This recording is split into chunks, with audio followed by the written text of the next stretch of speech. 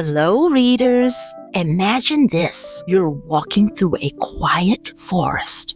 The air is cool. The leaves crunch beneath your feet, but they never fall from the trees. Somewhere nearby, a fox is watching you. He's not alive. Not exactly, but he's not gone either. And he's waiting to show you something important. Something you didn't know you needed to see. Welcome to Reading in the Middle, where we explore the magic of middle grade books and the way they guide us through big feelings, wild adventures, and unforgettable characters. I'm Anisha Jeffries, and today I'm joined by the incredible Aubrey Hartman, author of The Undead Fox of Deadwood Forest and The Lion of Lark Hayes Manor, two beautifully written novels full of magic, mystery, and emotional truth.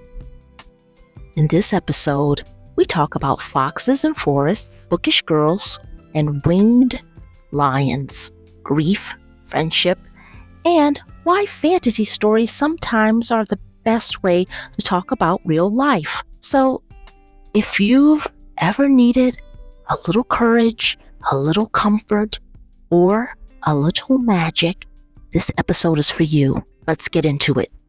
Hi, Aubrey. Welcome to Reading in the Middle. How are you? Hi, I'm good. How are you? Excellent. So, Aubrey, your newest book, The Undead Fox of Deadwood Forest, features one of the most unforgettable main characters we've encountered in a while, Claire, an undead fox who guides spirits through an autumn forest. Now, without revealing too much, can you share what kind of journey Claire is on and why readers might fall in love with him? Yes, I would love to. So Claire, our undead fox hero, he is an usher of wandering souls. He lives in Deadwood, which is this kind of sacred forest that's forever autumnal. And being an usher of wandering souls means he helps guide souls into the afterlife. And there are 4 realms of the afterlife that he kind of gets to sort them into depending on where they're meant to go. And those realms are peace, pleasure, progress, and pain. And Claire is, because he lives all alone in this forest, he is a little lonely, but also just keeps busy with the things he loves, which is reading and drinking his tree sap tea. And he has this beautiful mushroom garden that he tends to. And he's made a beautiful life for himself there, however lonely. And one day, a soul shows up that he never hoped to see. He has kind of this disdain for badgers, and you'll find out why if you read the book. But a badger soul shows up, and he tries to usher her into each one of the afterlife realms, and he, for some reason, cannot get her to cross over. And so Ginger Snipes and Claire have to go on this journey to kind of discover what's going on. What Claire discovers, of course, is something shocking and kind of threatens his existence and the way he sees himself. And so it's a journey of self-discovery as well. Yeah, I don't want to give away too much, but that's the gist of it. And yeah, it's quirky. It's got some themes that, because it's dealing with the afterlife, there's some themes with grief and loss, but also there's a lot of humor and heart. So yeah, that's the Undead Fox of Deadwood Forest. Wonderful description. Yes. And you didn't give anything away at all. Good. Now, the setting of Deadwood Forest feels like stepping into a dream or slightly spooky fairy tale. What inspired this world, and how does it shape the way readers experience the story? Okay, funny that you mention it feels like stepping into a dream, because that's actually the origin story for Deadwood. I had this recurring dream ever since I was little. And in this dream, I was kind of walking alone through what I knew to be my grandparents' hometown. We used to visit my grandparents up in the mountains of Utah every summer. And so I was trying to find my way back home in this dream, back to their home. And I came across this forest, and I was standing on the edge of the forest, and I couldn't figure out why, but I was so unsettled by this forest and looking into it. And then I realized in the dream, it was because it was completely silent and it was really eerie. And in the dream, I thought, something dark lives in that forest. And then every time I would wake up after that, I never stepped into the forest. I never had anything beyond that, but I would wake up and it was kind of a nightmare because it left me feeling really uneasy. But the last time that I had this dream, by then I was an author. And so when I woke up, I was like, oh, wait, hold on. There could be something that I could glean from this and use in my writerly pursuits. And so I immediately I remember grabbing my laptop. It was next to my bed, just on my nightstand, and just immediately writing. And I don't know why I decided it was an undead fox that lived in this forest. That's kind of one of those things that I just grabbed from the chaotic ether or whatever. And the story just kind of emerged. It just kind of showed itself to me, and it felt very effortless and really fun. I've been a writer for a long time, and I've never had a story do that. I'm always wrestling them into submission, but this one was actually very organically and effortlessly kind of came. And to this day, those first few pages that I wrote are pretty much untouched. They're pretty much the same as like that first whole chapter is when I first discovered this world. It's in my consciousness had, created this forest. But I actually have never had that dream again since I wrote The Undead Fox. That dream is done with me, and I'm done with it, and it's out there now for the rest of the world. It was meant to be. It was the beginning, the start of your journey as a writer. Claire isn't your typical fox, and Ginger Snipes isn't your typical ghost companion. What makes their friendship special? What do you think readers will find relatable about their bond? I love that little duo so much because they're so opposite, and they really tease out kind of the worst and best parts of each other. And, Claire, he's very prim and very meticulous. And he's just got that kind of this way of following the rules and following, what the schedule is and how it should be. And he likes very much to know, to be in control. And Ginger Snipes is the opposite. And she's very happy to relinquish control. She's happy to be curious about the world around her and to be surprised by the world around her.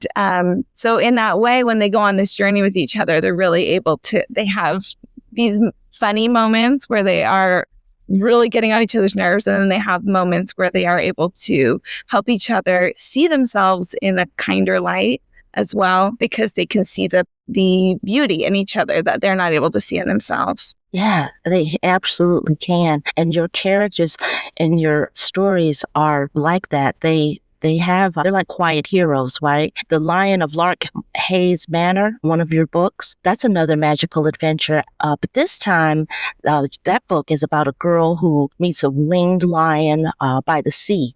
How are these two books connected in spirit? And why do they both feel like timeless tales? Well, that's a nice question. I like that. Timeless tales. That's the kind of stories that I loved growing up. So I think that's just naturally how my voice emerges, because that's what draws me into a world. I really like the classics and kind of that more classic tone. But the thing that connects those two stories and every story that I've written previous to that were unpublished, which are many, or several at least, is that I like to write in a familiar world. So it feels kind of grounded in our world, but with a nice heavy dose of magic. I think that's what I loved reading as a kid. And that's still what I love reading as an adult. I love the idea that there is a power beyond us that we don't understand, that we can tap into, or that just makes the world a little bit friendlier, a little bit warmer.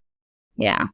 Just contemporary with a heavy dose of magic. I think that's my brand by now. I love it. Magic is what it's all about, right?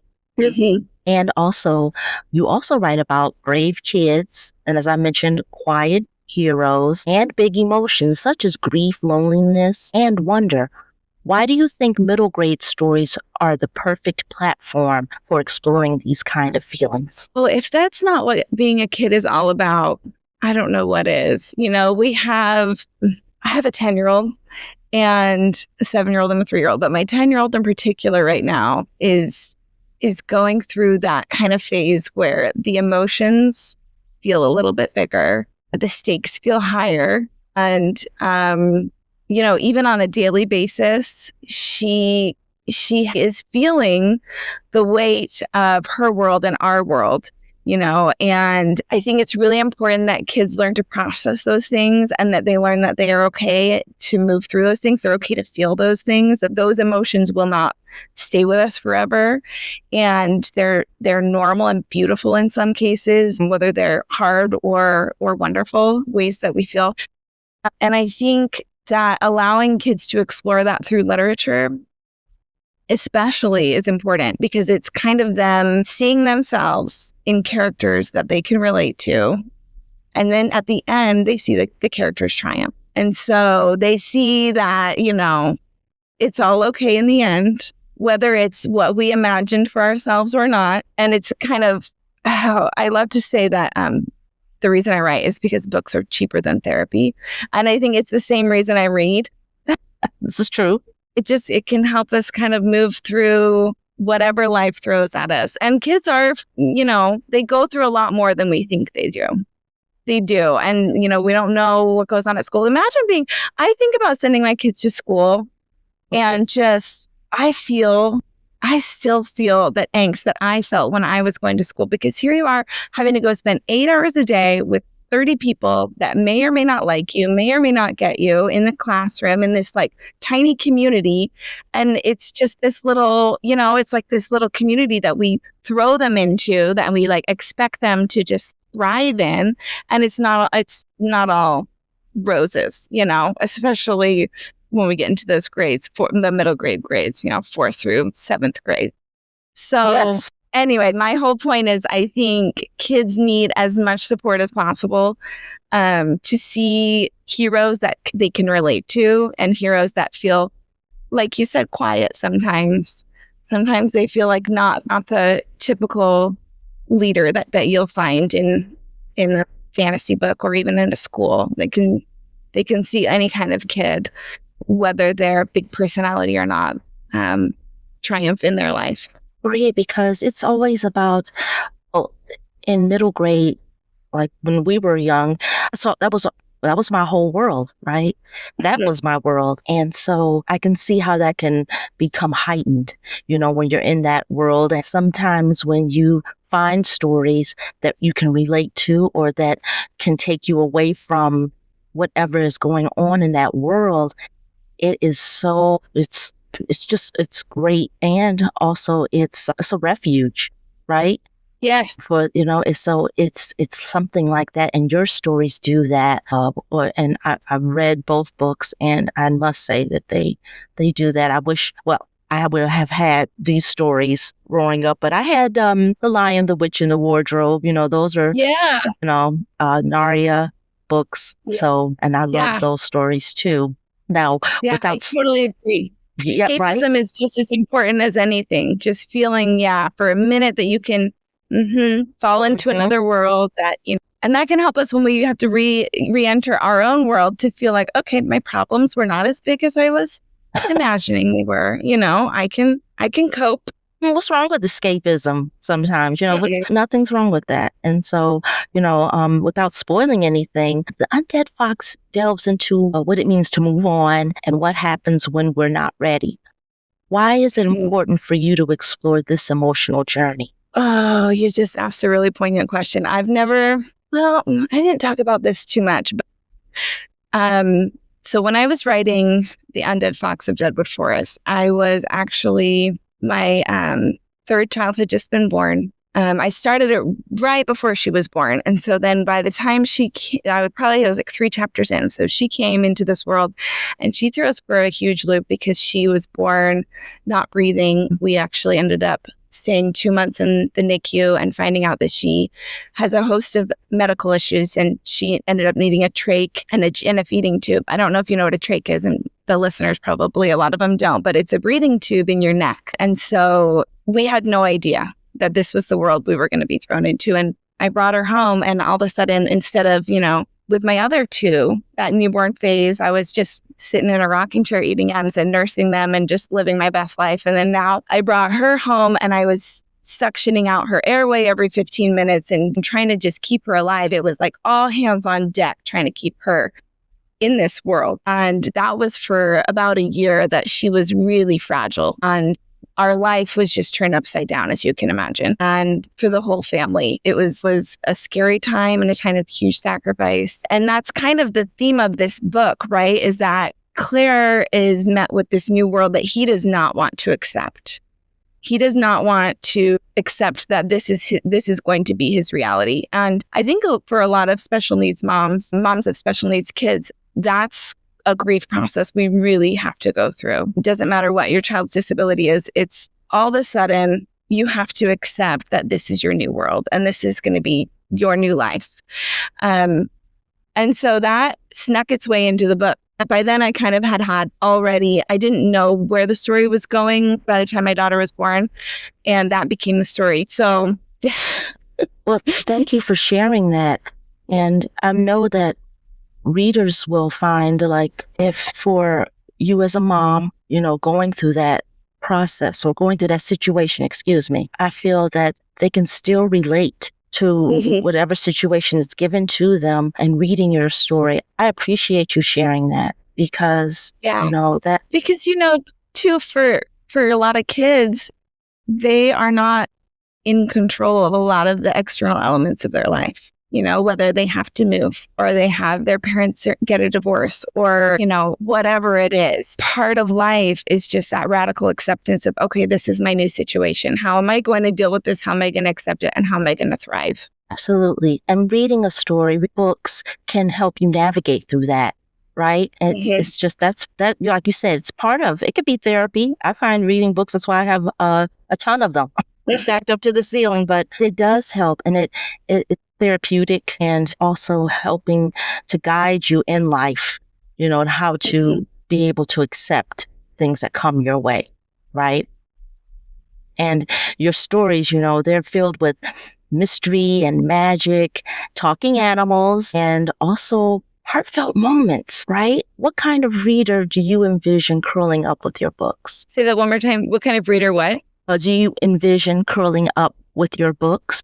That's another lovely way to put it. Obviously, I write for kids. So I just hope any kid out there that wants a little bit of fun, magic, and heart. But, I think the fun thing about Fox is a lot of adults have resonated with it as well, which I obviously didn't. That was not my intention. Yeah, which is nice because it's kind of a book that, I think parents and kids could read together or just, separately and then have a fun discussion about it. But yeah, I think especially for Fox, I just want any kid who's going through something where it feels like they're, like we said, like they're having a shift in their life that feels a little bit scary or daunting, and then they're able to see that they can step into it with courage and know that, it's going to be all okay. And I also want to mention that the audiobook for your book is amazing as well. So it's a real great story to listen to as well. So I don't want to shy away from audiobooks as well. Reading is fine. I have the book, but I also want to mention that the narrator is fantastic. Yeah, as well. Yeah, and I agree. I think the production team and the narrator, Marisa Kalin, did fantastic. And I couldn't have been happier. I usually don't. Once I publish my book, I don't want to look at it. I don't want to listen to it. I don't want to see any part of it because then as a writer, I just want to tweak it and fix it. And at that point, I can't. So it's torture. But for this one, I started listening to it just to see, kind of they did it. And I couldn't stop because she did so wonderful. Yeah. And she kind of added these new fun layers to my characters that I was like, oh, I like you even more now. Mm-hmm. So yeah, if you have the opportunity to listen to the audiobook, I highly recommend that. But you know what? At the same time, at the very least, get the book from your library and just flip through it because the artist, Marcin Miner, I mean, the art in that book, there's full page illustrations, is just phenomenal. It's like I want to blow them up and hang them on my walls because they're so whimsical and beautiful. They are. And so listeners, what you want to do is you want to grab the book and get the audiobook and read along and listen along with the story because it's fantastic. You're absolutely right, Aubrey. And now I have another question. If Claire could step out of Deadwood Forest and hand a copy of the book to one reader, who do you think he'd choose and what would he say to them? What an interesting question. Let's see. I'm like a reader from his world or from our world? Our world. I think he would hand it to the quiet kid in class. I think he would find a kid that he would be able to perceive who needed this book because he's very perceptive and he's also very kind-hearted. And so he might hand it to the quietest kid in class who's going through something hard, whatever it is, something hard. And he wouldn't give them a hug. He's not a big hugger, but he might give them a pat on the shoulder and say, travel. The kid that's sitting alone in the lunchroom all by themselves, that always breaks my heart. That was me. See that.